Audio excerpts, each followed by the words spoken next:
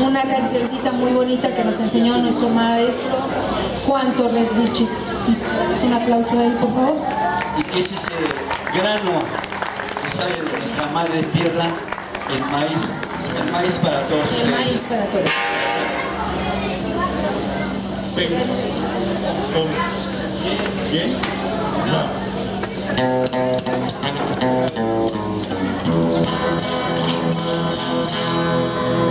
El maíz es un buen alimento, es riqueza de nuestro país, y mi vecino está bien contento de poder producir el maíz.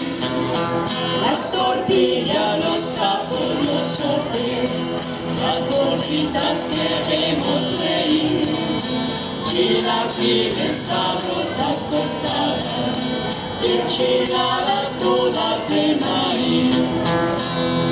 Un buen pozole vamos a servir, llenos de carbohidratos de maíz, cebolla, chile, salsita, cebolla bien picadita, limón, lechuga y su sal, los rabanitos no deben faltar.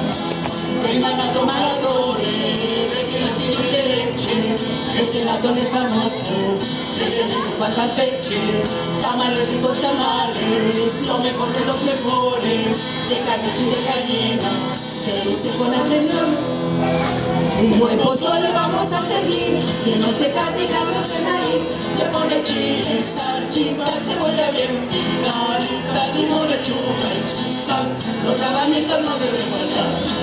Vengan a tomar atole, de piloncillo y de leche, que es el atole famoso, desde México a Campeche.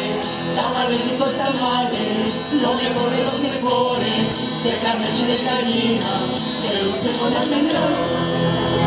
La la la la la la la la. Todos.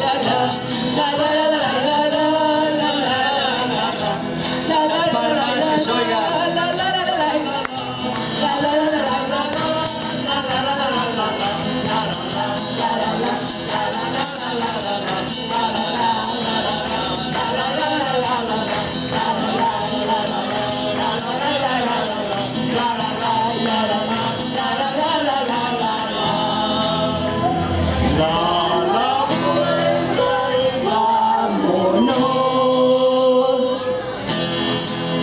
Las Socamati. La Socamati.